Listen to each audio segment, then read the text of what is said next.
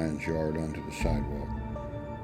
There were no trick-or-treaters left on the streets, and most of the porch lights had been turned off. "Will you carry my bag for me, Dad? I'm tired." "Heavy," he said. "I think they gave you all the candy kisses they had left." "That's what I'll show the kids tomorrow. All those candy kisses. I'll bet nobody else went inside," she said proudly.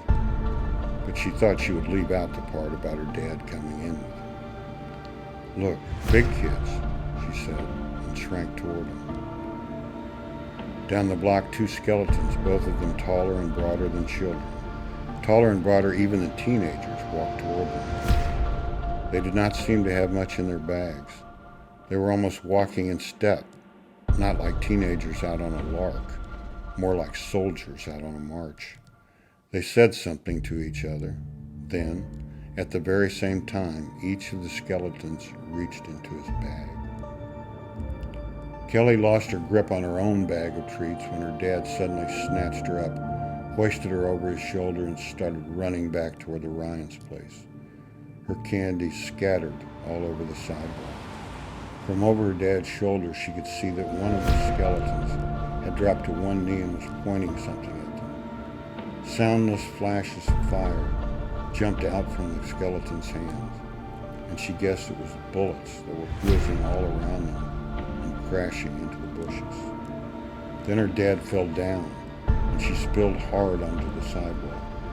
The fall knocked the breath out of her, and when she looked up, he was on his knees and crawling toward her, struggling to his feet.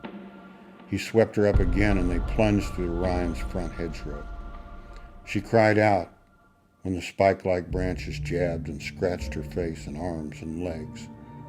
Now he had dropped her and was pulling her along the ground, and she thought he might pull her arm clear out of its socket. The pain kept her from seeing the pistol muzzles flash on the other side of the hedgerow, kept her from hearing the skeletons crashing after them and cursing because they had a hard time struggling through the thicket. Now her dad was dragging her into some kind of hole that she later realized was the big window well of one of the Ryans' basement windows. He covered her up, crushing her with his big hairy gorilla's body, and whispered for her not to make a sound. But he was breathing so heavily and choking and gagging that she just knew skeletons would hear him. She waited for them to come and fire the soundless bullets into their huddled bodies, and it was only then that she started